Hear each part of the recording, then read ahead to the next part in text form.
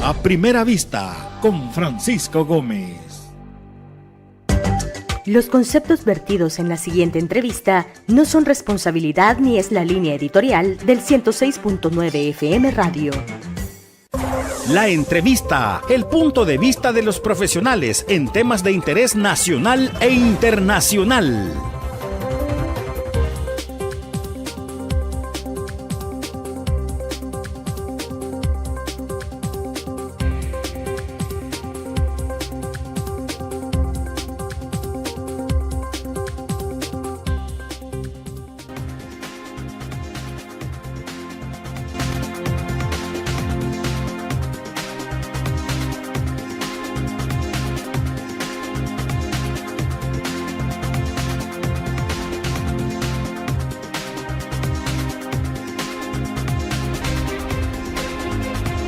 La región centroamericana está viviendo uno de los momentos de mayor tensión. Con la llegada al poder nuevamente de Donald Trump, hay muchas medidas que se estarán tomando y otras que ya se están tomando que nos afectan directamente como naciones, directamente como región por estar muy cerca y también ser un filtro de las personas que vienen de otros países hacia los Estados Unidos. Hay muchas medidas ahora que se estarán tomando, por lo menos en El Salvador, o está en un proyecto para que seamos el tercer país seguro. Falta de ver qué acuerdos se han tomado y si al final se llegan a concretizar todos, una parte o ninguno. ¿Usted está de acuerdo en ser un tercer país seguro y que los criminales de los estados o que están en Estados Unidos vengan al país? No sé, piénsalo. Buenas noches, qué bueno estar con todos ustedes. Soy Francisco Gómez, bienvenidos a este espacio que se origina desde Agape TV Canal 8, en producción de Mix de Medio y reproducción de Radio La RR para todos ustedes 24 horas en línea. Hoy tengo el gusto que nos acompaña la diputada del Parlamento Centroamericano, Karina Sosa, experta también en el tema migratorio y experta por conocimiento, por estar in situ junto a nuestros hermanos que buscan el sueño americano y que no la están pasando bien. Karina, qué gusto que nos acompaña. Muy buenas noches. Muchas gracias y buenas noches a todas las amigas y amigos que están pendientes de esta entrevista que siempre nos permite tener temas de actualidad en discusión y para sensibilizarnos más sobre lo que está pasando en nuestro país. Gracias. Bueno, Karina, sin duda no nos equivocamos al tenerla a usted porque tiene muchísimo conocimiento sobre las decisiones que se toman para el área también, para la región en la que nosotros estamos. Llega Donald Trump al poder, inmediatamente hay medidas que afectan a los inmigrantes. Gran mayoría de inmigrantes son latinos y aunque fuéramos una minoría, nos afecta directamente. A la región, ¿cómo le afecta las medidas anti-inmigrantes que se han tomado? Que fueron promesas de campaña y al parecer las va a cumplir. Bueno, es importante decir que desde los anuncios, que en realidad no lo puedo plantear como anuncio porque la gente en Estados Unidos lo siente como amenazas, pero desde esos anuncios, desde esas manifestaciones en el periodo electoral en Estados Unidos, se empezaba a sentir un ambiente tenso y habían valoraciones sobre si realmente ya siendo presidente, en ese entonces el candidato Donald Trump iba a ejecutar todas esas promesas, amenazas o anuncios de campaña que estaba haciendo. Yo era de las personas que pensaba que lamentablemente sí lo iba a cumplir. Y lo dije en varios espacios televisivos y de radio.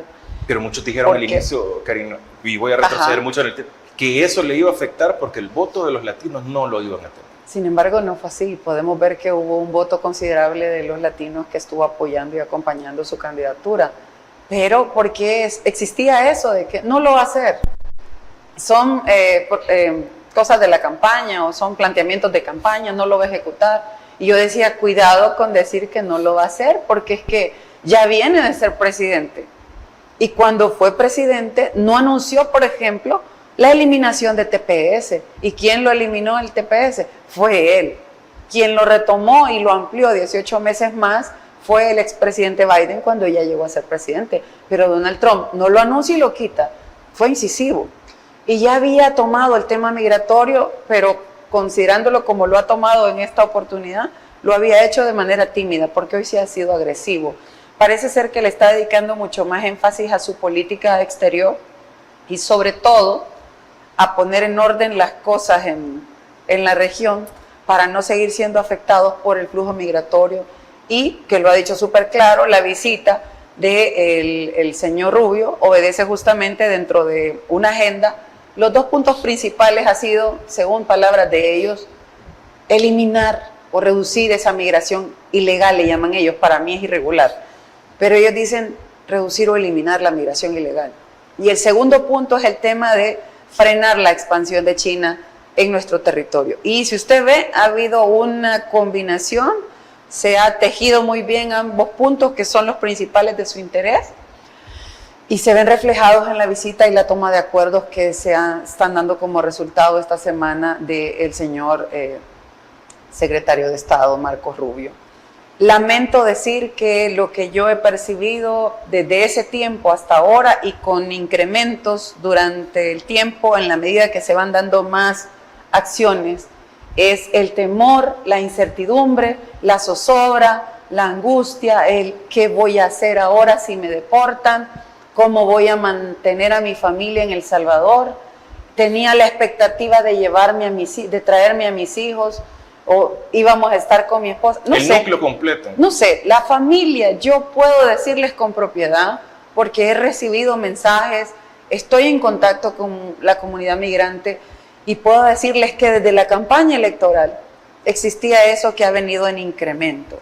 Y por eso es que ayer, que tuve la oportunidad de estar en varios medios de comunicación, planteaba mi preocupación y mi inconformidad, más allá de plantearlo como política, como diputada centroamericana y como salvadoreña, lo planteaba justamente como lo último, como salvadoreña y como una mujer empática, sensible y que ha estado cerca de los migrantes, y primero Dios seguiré estándolo, porque he recibido ese sentimiento y ver que en la oportunidad primera que tuvo el presidente de este país de reivindicar a su pueblo, de poner sobre la mesa del debate ese sentimiento que yo le estoy expresando, que lo he percibido y que usted también y que seguramente muchos, porque somos familias de migrantes, claro, la gran mayoría, pero no poner sobre la mesa ese tema realmente es un gran pecado. Ese quizá, Karina, sea de los puntos que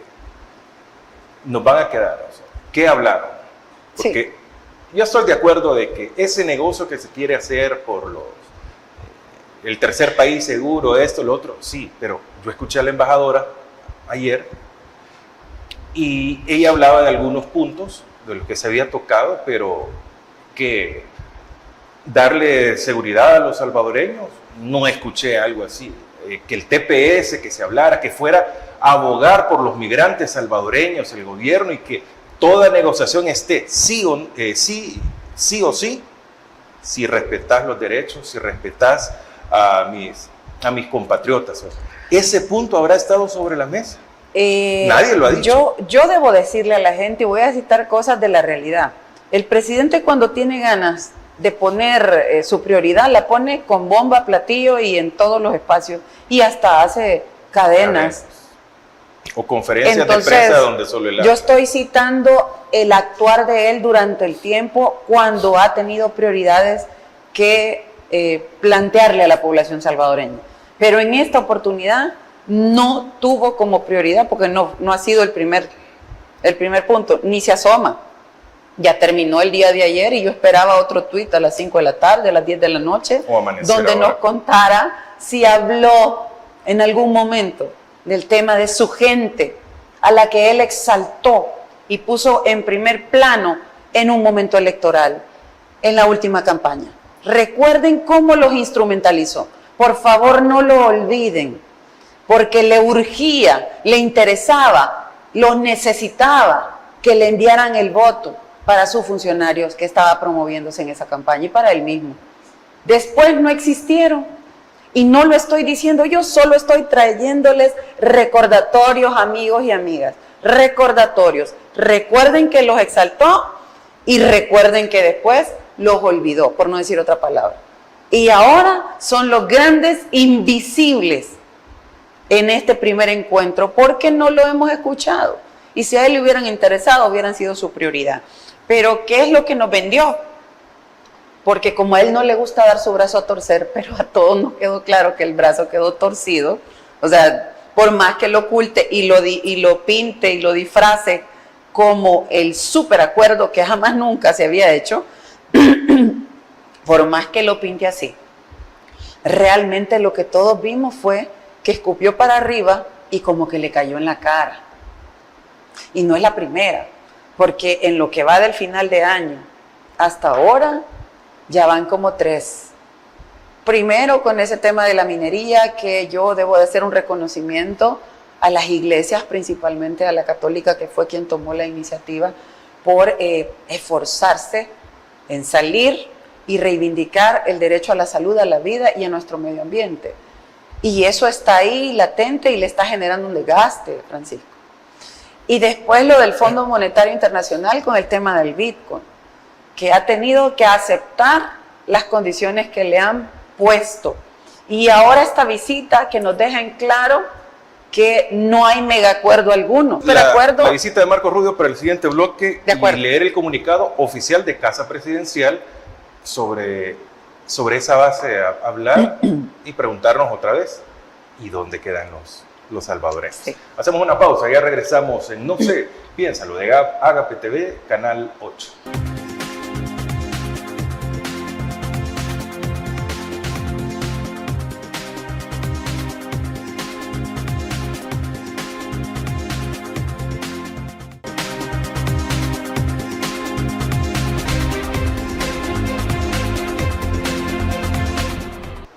Buenas noches, gracias por estar en No sé, piénsalo, todos los miércoles a las 8, acá en el 8.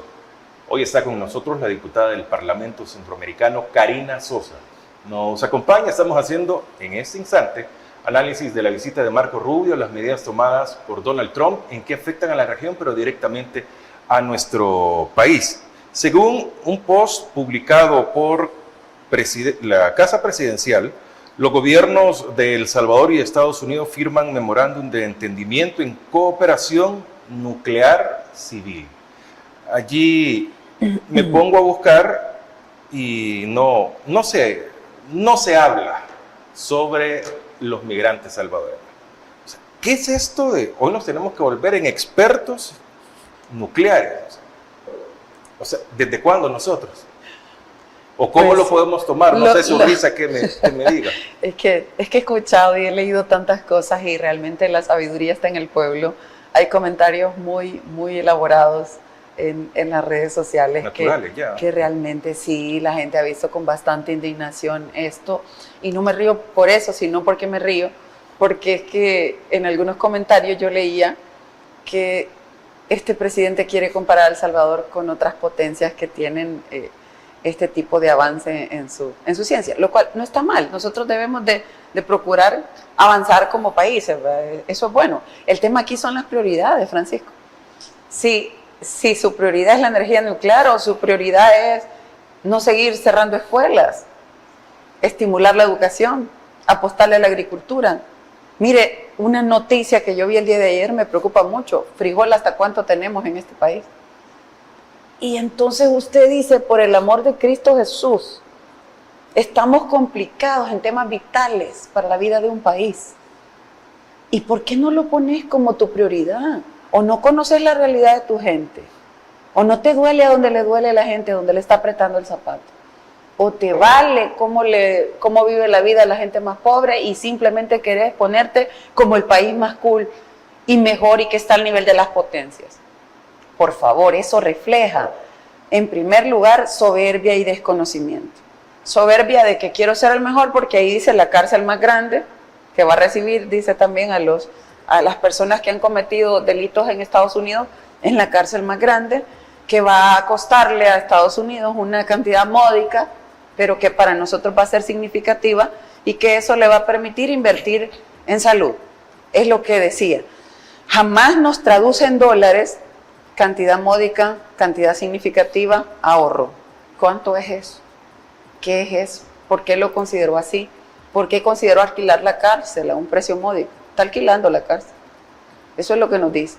Pero citan que es un tema migratorio y lo venden como que tocaron el tema migratorio, pero es que lo que ha hecho es aceptar y ofrecerle más a la agenda del Señor Rubio, que traía encomendada por el presidente Trump.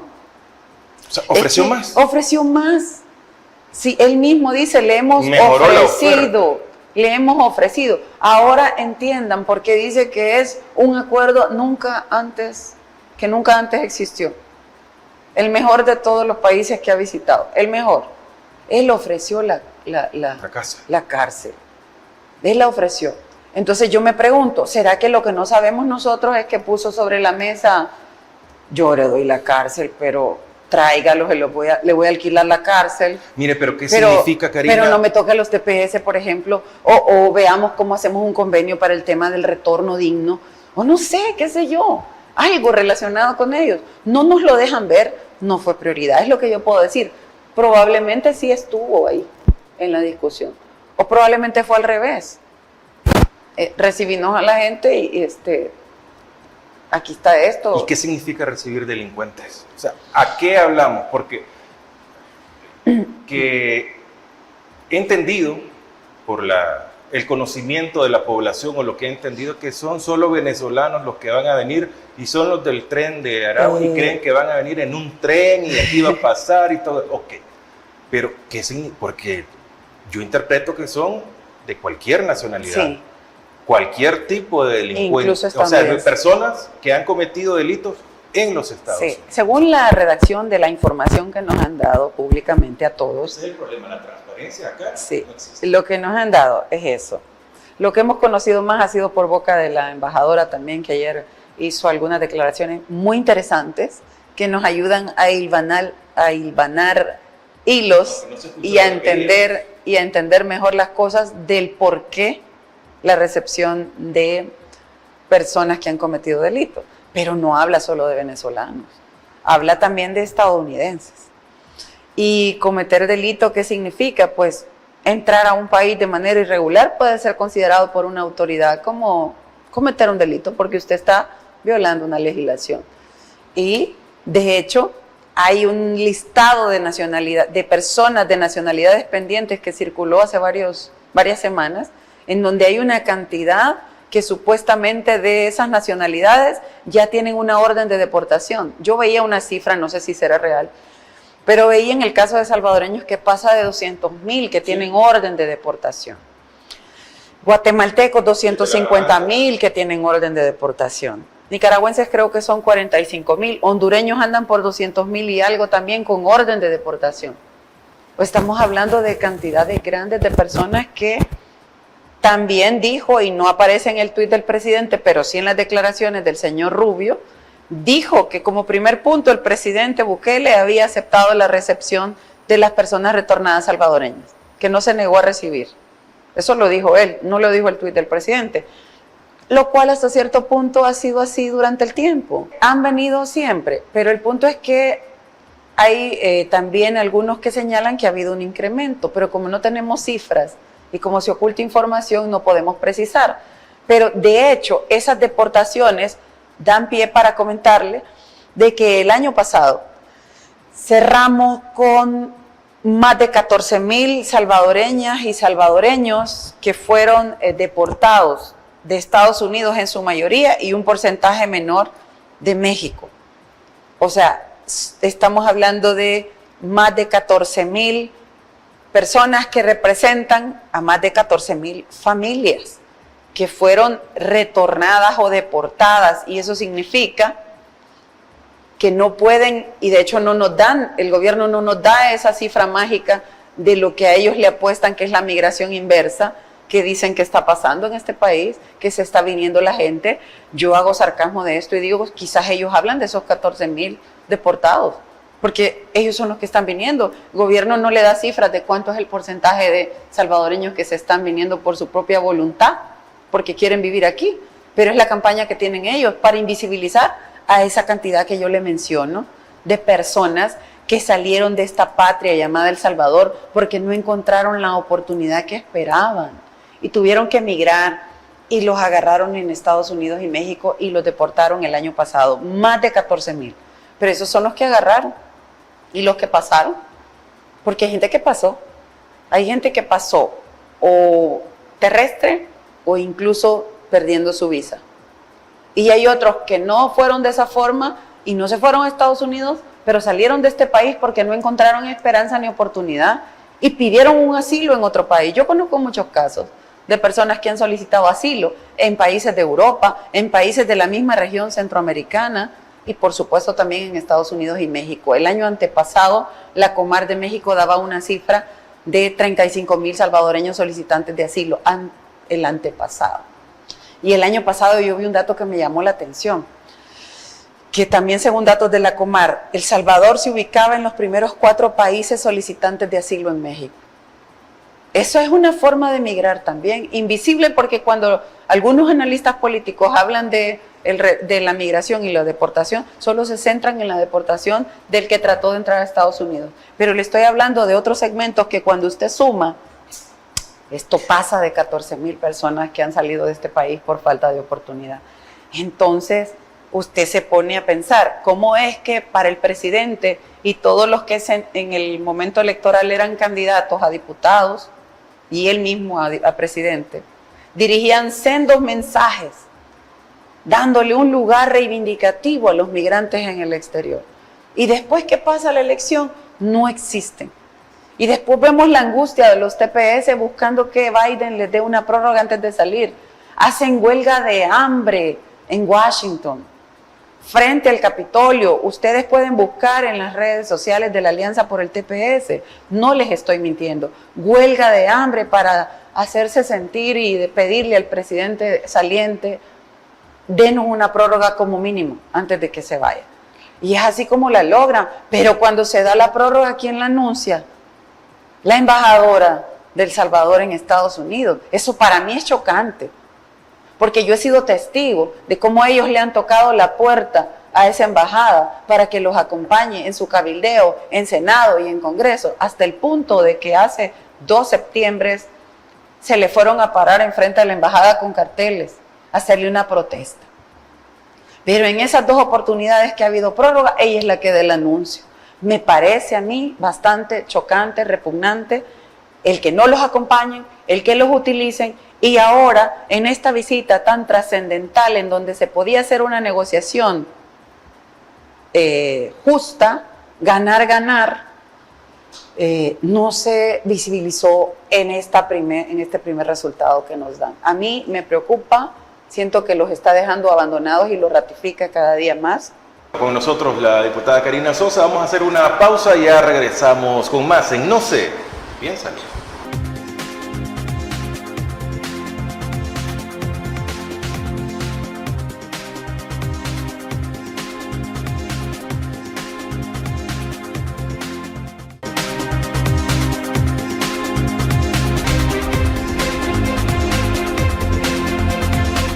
Buenas noches, tercer bloque, gracias a usted cenando. Bueno, qué alegría, y si lo hace en familia, mucho mejor, y si ya está en casa. Y estamos analizando cómo le va al país, a la región también, ante las medidas anunciadas por los Estados Unidos, la visita de Marco Rubio, pero también conocer qué se hace en el Parlamento Centroamericano. La región, ¿cómo toma estas medidas, Karina? ¿Y qué se puede hacer de parte del Parlamento Centroamericano, del cual usted dignamente representa a El Salvador?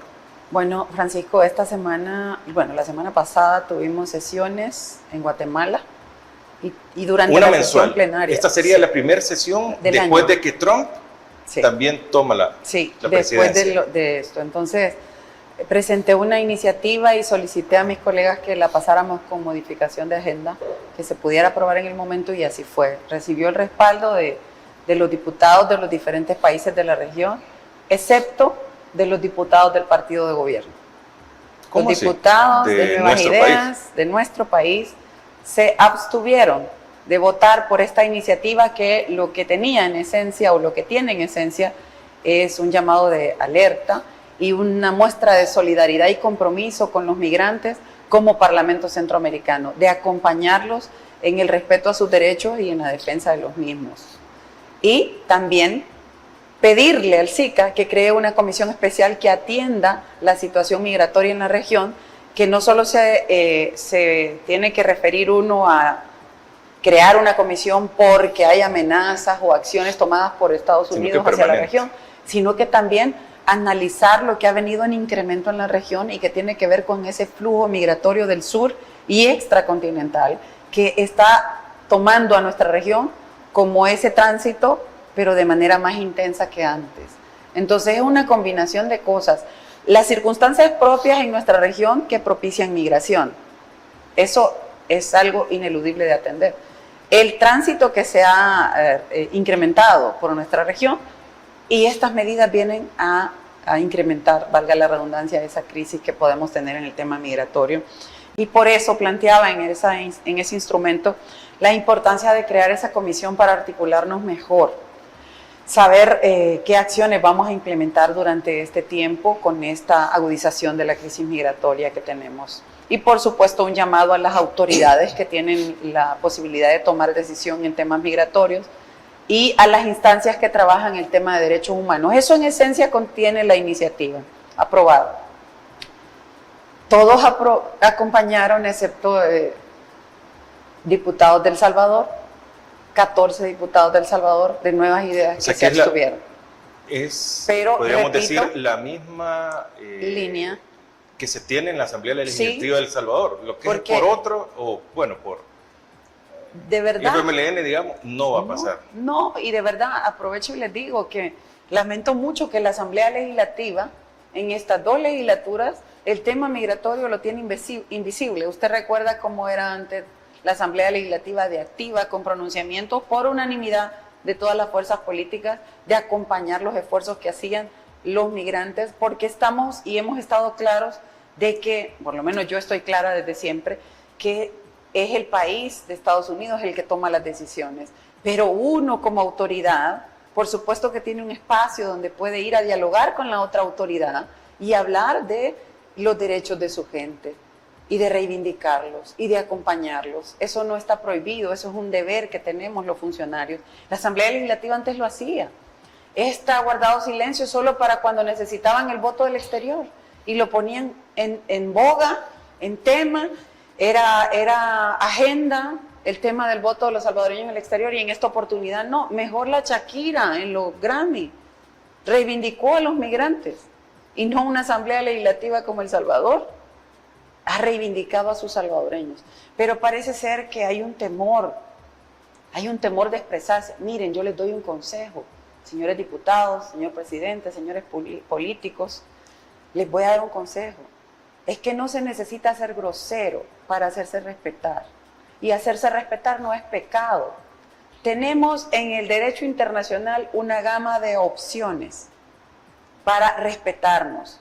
Admiro, felicito y aplaudo desde esta entrevista a la presidenta de México, Claudia Sheinbaum, a la presidenta Xiomara de Honduras, al presidente Petro de Colombia, al presidente Justin de Canadá, y también escuché a una funcionaria, no recuerdo el cargo, pero una funcionaria danesa que habló también del tema comercial, por sus posturas que han tenido. ¿Dignas? Porque sí, para mí son dignas. ¿O para eso han sido elegidos también? Para mí son dignas, pero en el caso de la presidenta de México, Claudia, ella con su porte de una mujer muy madura, muy sensata, muy tranquila, ella ha hablado subliminalmente y en algunos momentos muy puntualmente de un trato igual.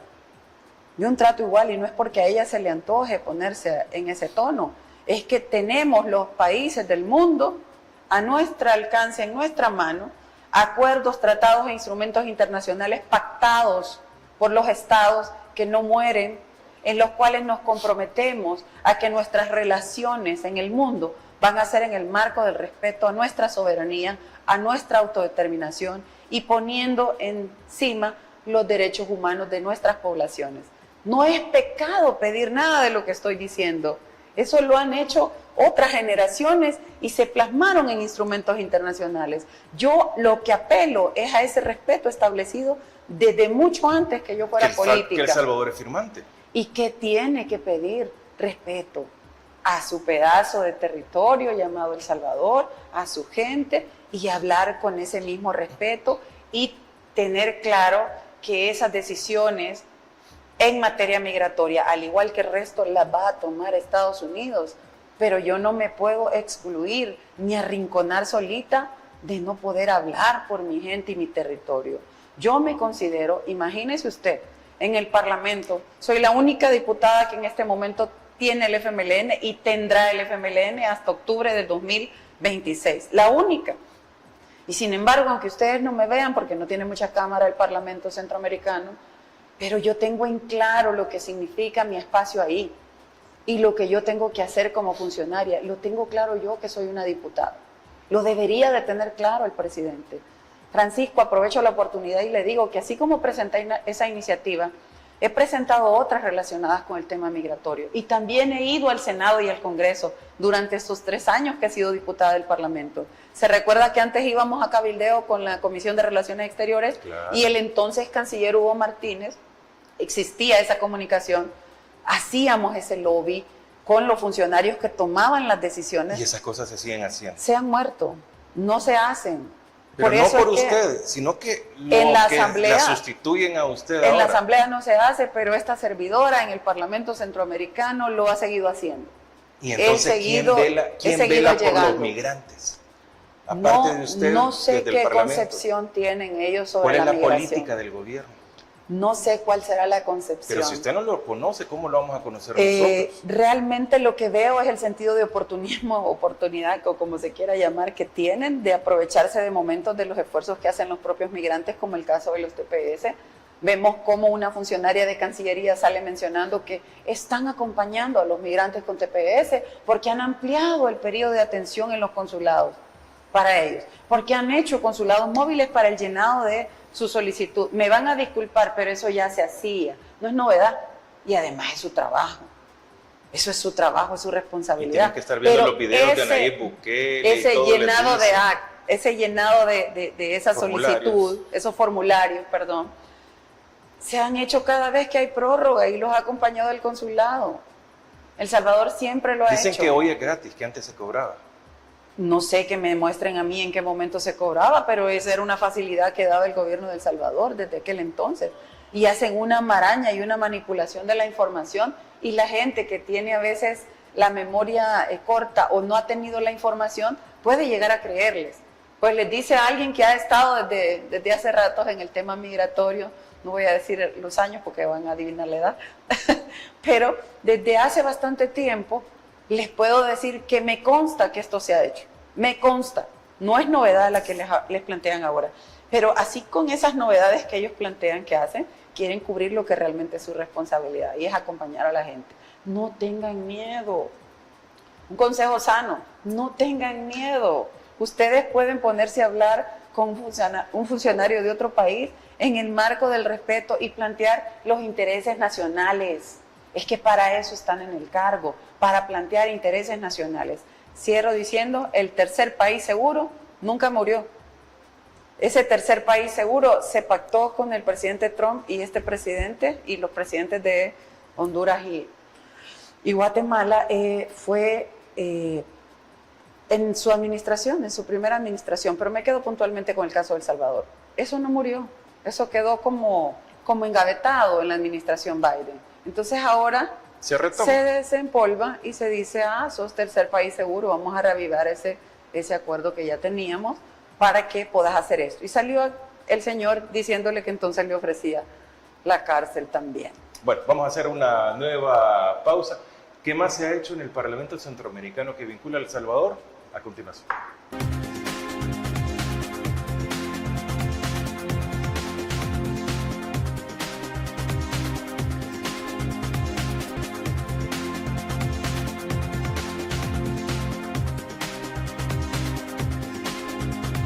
Buenas noches, tercer bloque, gracias a usted cenando. Bueno, qué alegría, y si lo hace en familia, mucho mejor, y si ya está en casa, fabuloso. Elina Sosa es diputada del Parlamento Centroamericano, nos acompaña esta noche y estamos analizando cómo le va al país, a la región también, ante las medidas anunciadas por los Estados Unidos, la visita de Marco Rubio, pero también conocer qué se hace en el Parlamento Centroamericano. La región, ¿cómo toma estas medidas, Karina? ¿Y qué se puede hacer de parte del Parlamento Centroamericano, del cual usted dignamente representa a El Salvador?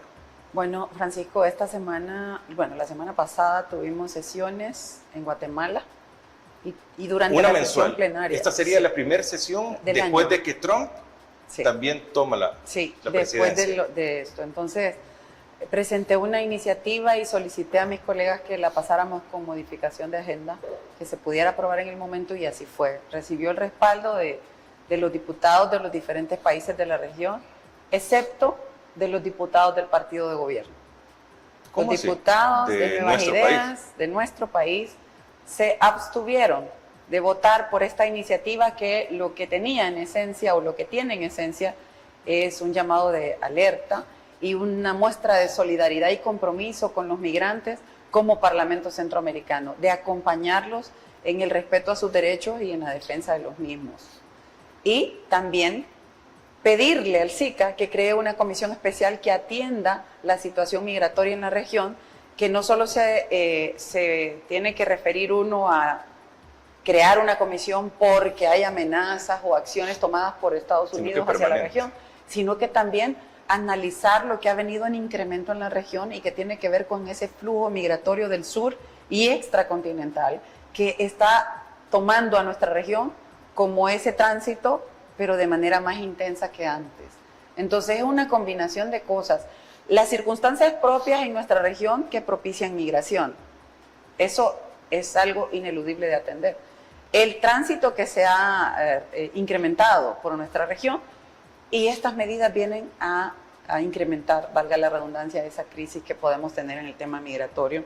Y por eso planteaba en ese instrumento la importancia de crear esa comisión para articularnos mejor, saber qué acciones vamos a implementar durante este tiempo con esta agudización de la crisis migratoria que tenemos. Y por supuesto un llamado a las autoridades que tienen la posibilidad de tomar decisión en temas migratorios y a las instancias que trabajan el tema de derechos humanos. Eso en esencia contiene la iniciativa aprobada.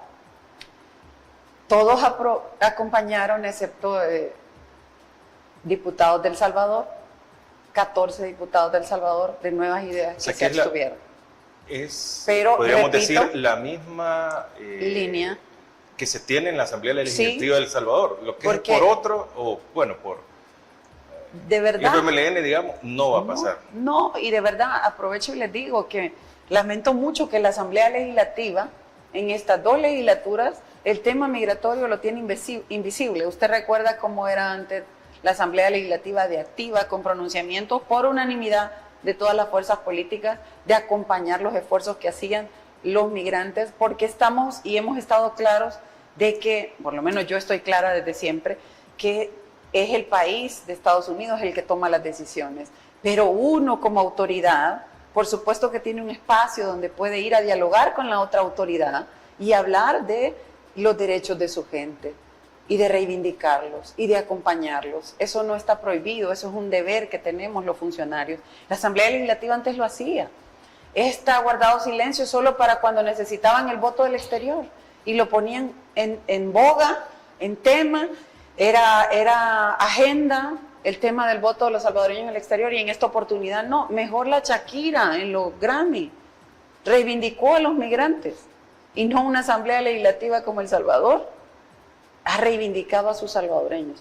Pero parece ser que hay un temor de expresarse. Miren, yo les doy un consejo, señores diputados, señor presidente, señores políticos, les voy a dar un consejo.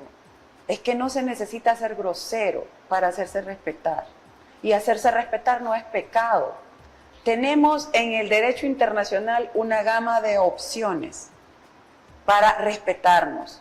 Admiro, felicito y aplaudo desde esta entrevista a la presidenta de México, Claudia Sheinbaum, a la presidenta Xiomara de Honduras, al presidente Petro de Colombia, al presidente Justin de Canadá, y también escuché a una funcionaria, no recuerdo el cargo, pero una funcionaria danesa que habló también del tema comercial, por sus posturas que han tenido. ¿Dignas? Porque si para mí son o para dignas, eso han sido elegidos también. Para mí son dignas, pero en el caso de la presidenta de México, Claudia, ella con su porte de una mujer muy madura, muy sensata, muy tranquila, ella ha hablado subliminalmente y en algunos momentos muy puntualmente de un trato igual. De un trato igual, y no es porque a ella se le antoje ponerse en ese tono, es que tenemos los países del mundo a nuestro alcance, en nuestra mano, acuerdos, tratados e instrumentos internacionales pactados por los estados que no mueren, en los cuales nos comprometemos a que nuestras relaciones en el mundo van a ser en el marco del respeto a nuestra soberanía, a nuestra autodeterminación y poniendo encima los derechos humanos de nuestras poblaciones. No es pecado pedir nada de lo que estoy diciendo. Eso lo han hecho otras generaciones y se plasmaron en instrumentos internacionales. Yo lo que apelo es a ese respeto establecido desde mucho antes que yo fuera política. Que El Salvador es firmante. Y que tiene que pedir respeto a su pedazo de territorio llamado El Salvador, a su gente, y hablar con ese mismo respeto y tener claro que esas decisiones en materia migratoria, al igual que el resto, las va a tomar Estados Unidos, pero yo no me puedo excluir ni arrinconar solita de no poder hablar por mi gente y mi territorio. Yo me considero, imagínese usted, en el Parlamento, soy la única diputada que en este momento tiene el FMLN y tendrá el FMLN hasta octubre de 2026, la única. Y sin embargo, aunque ustedes no me vean, porque no tiene mucha cámara el Parlamento Centroamericano, pero yo tengo en claro lo que significa mi espacio ahí y lo que yo tengo que hacer como funcionaria. Lo tengo claro yo que soy una diputada.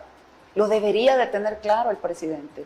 Francisco, aprovecho la oportunidad y le digo que así como presenté esa iniciativa, he presentado otras relacionadas con el tema migratorio y también he ido al Senado y al Congreso durante estos 3 años que he sido diputada del Parlamento. Se recuerda que antes íbamos a cabildeo con la Comisión de Relaciones Exteriores, claro, y el entonces canciller Hugo Martínez, existía esa comunicación, hacíamos ese lobby con los funcionarios que tomaban las decisiones. Y esas cosas se siguen haciendo. Se han muerto, no se hacen.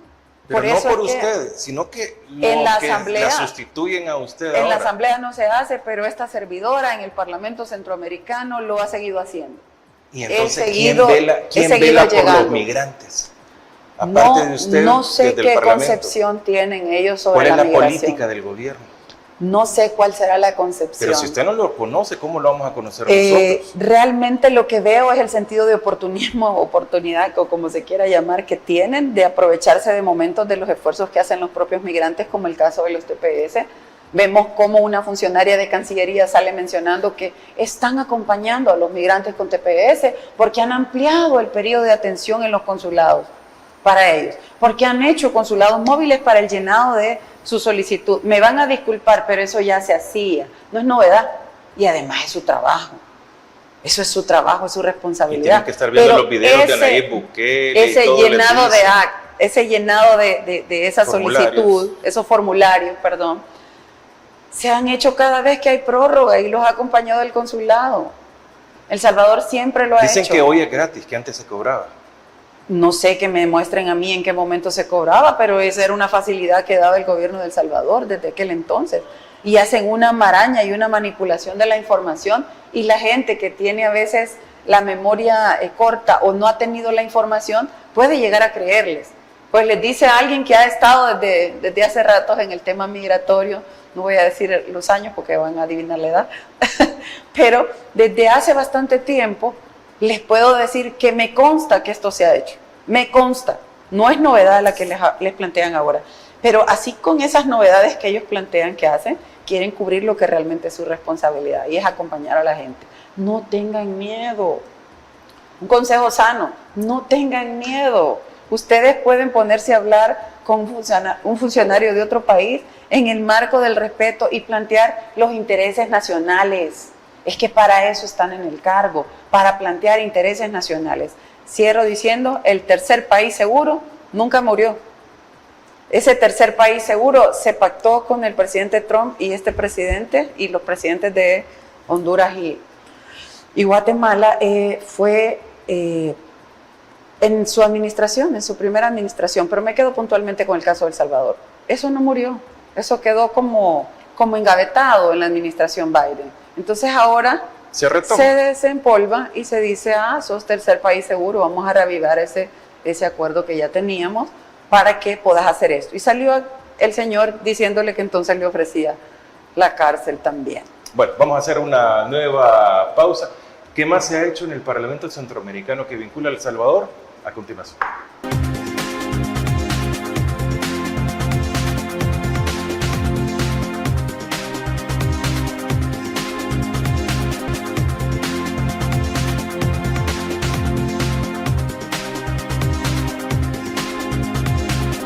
Bueno, en la parte final ya de No se piensa. Interesante plática con Karina Sosa, pero qué preocupante también la reflexión que da sus comentarios para los connacionales. Pero hay un tema así un poco que brevemente lo vamos a tocar, por eso se queda en la parte final. Conocí que en esta sesión primera del 2025 del Parlamento Centroamericano, Honduras pidió un minuto de silencio por la muerte del expresidente de El Salvador, Mauricio Funes, que debería ser del Parlamento Centroamericano, entiendo, pero hubo una modificación o El Salvador no recuerdo ya que... Una resolución de la Corte. Exacto. Bueno, pero ¿qué pasó ahí? Sí, hubo una solicitud por parte de un compañero diputado de incorporar el minuto de silencio al presidente Mauricio Funes. ¿Un minuto de silencio era? Incorporar al minuto de silencio, porque habían otras personas que habían fallecido en el minuto de silencio. Y bueno, se incorpora y votan los diputados, excepto los diputados del partido de gobierno, que unos votaron en contra y otros votaron abstención.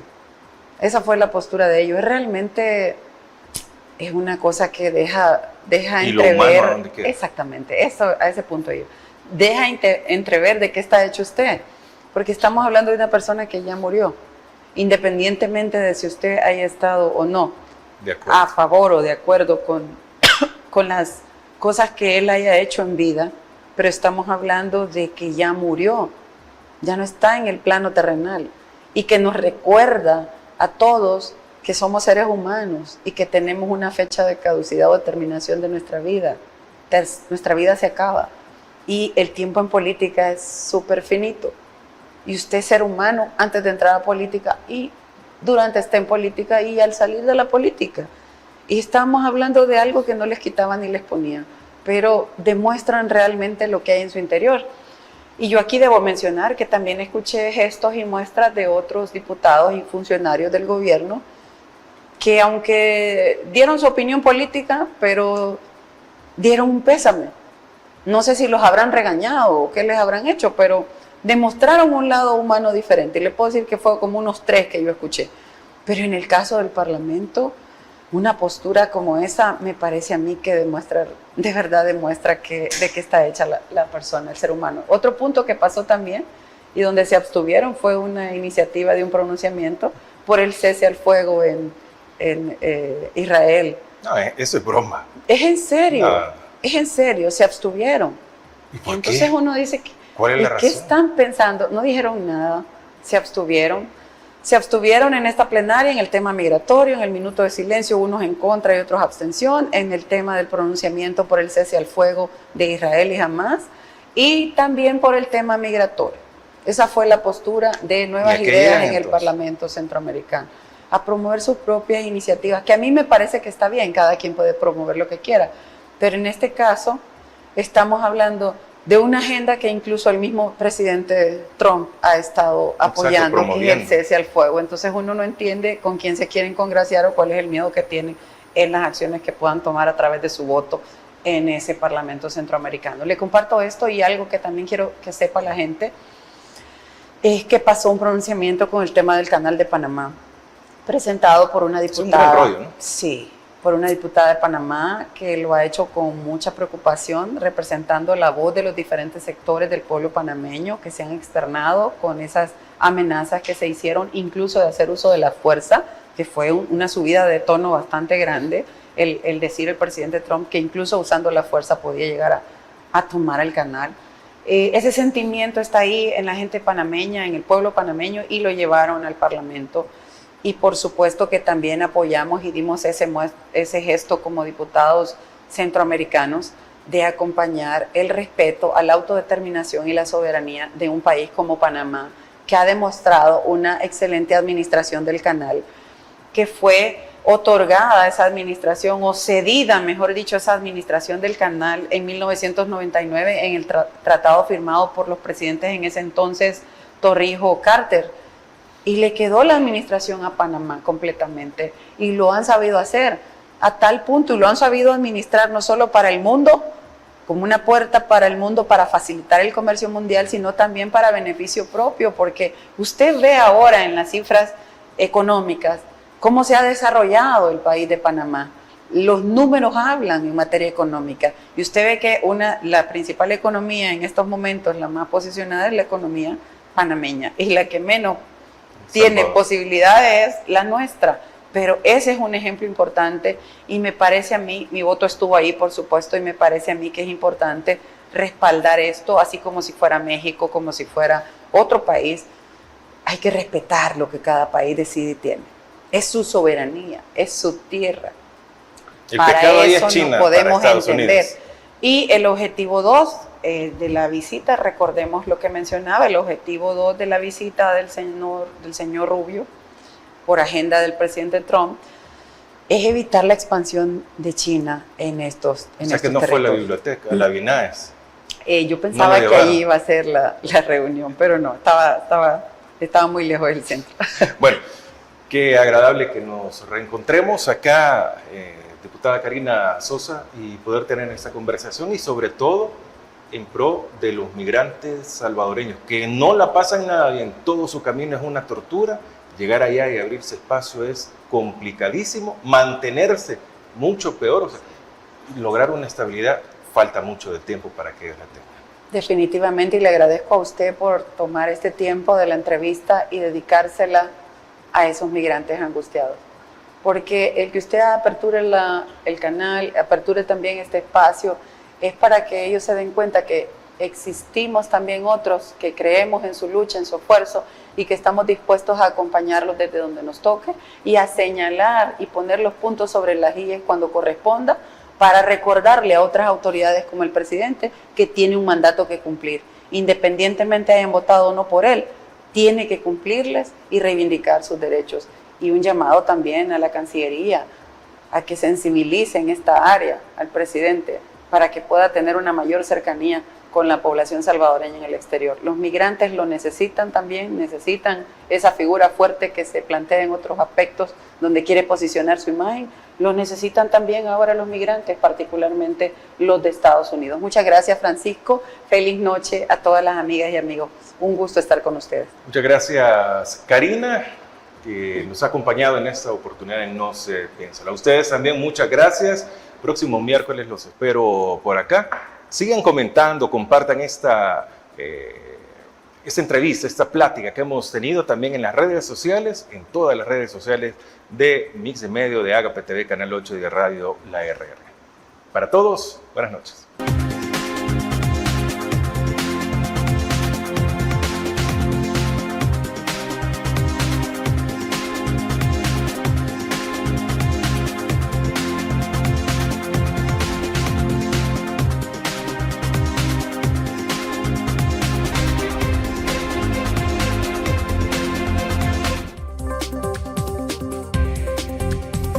La entrevista, el punto de vista de los profesionales en temas de interés nacional e internacional.